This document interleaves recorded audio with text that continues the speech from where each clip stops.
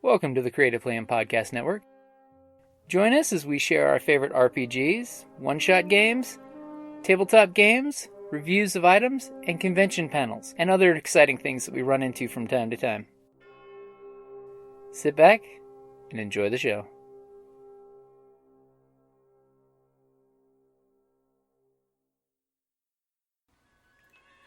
Hi, this is Kelly, aka Trixie from Ragnarok and Roll, a Scion to Ragnarok story, and Tilda Wimblewick from D&D Journey of the 5th Edition.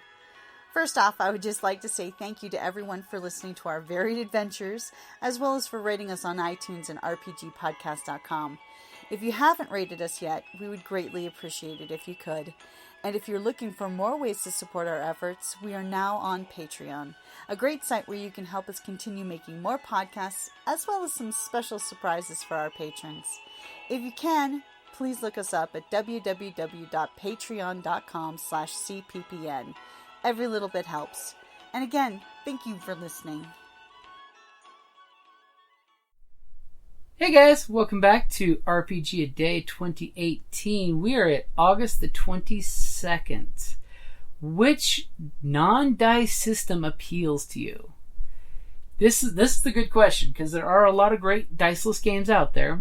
And one of the ones that I definitely want to go for is the Through the Breach. I love the concept of Through the Breach. It's a steampunk-esque game where you're in a Wild West alternate dimension where you're gathering soul stones, and it uses a poker deck for the system. So you basically you'll have some wild cards in your hand as well, and you'll be playing off a shared deck on the table.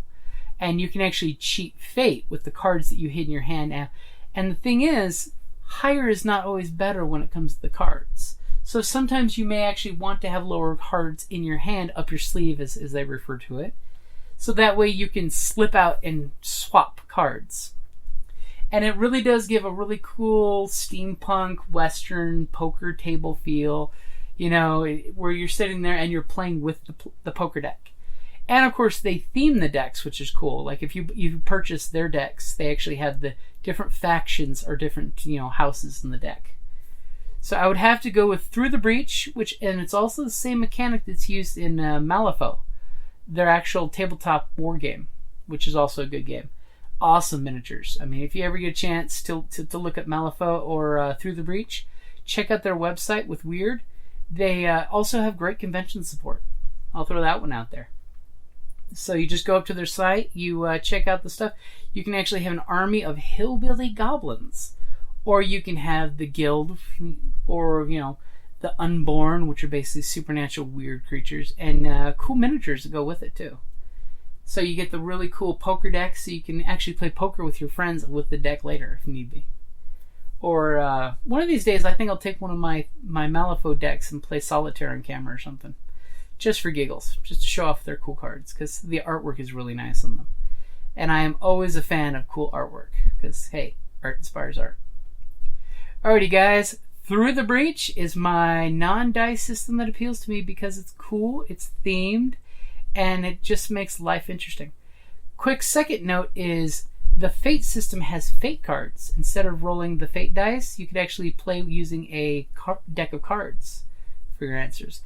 We tried experimenting with that one on a accelerated fate game, and that was pretty interesting too.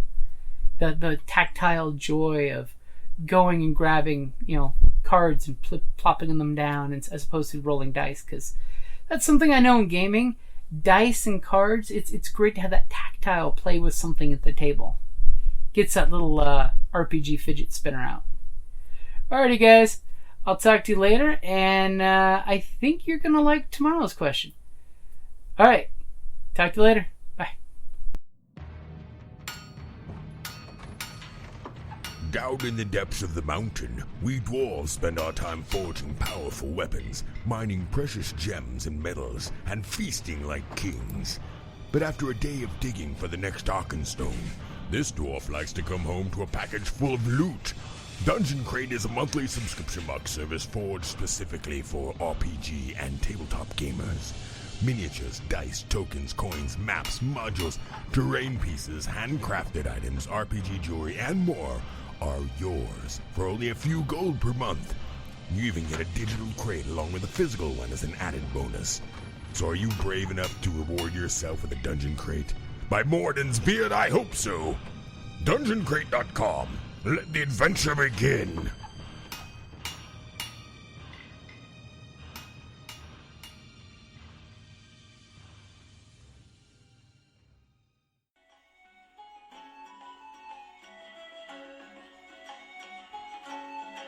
Thank you for listening to the Creative Play and Podcast Network. And feel free to enjoy our other shows, such as D&D Journey of the 5th Edition and Scion Ragnarok and Roll, a Scion hero to Ragnarok story. Thank you for listening.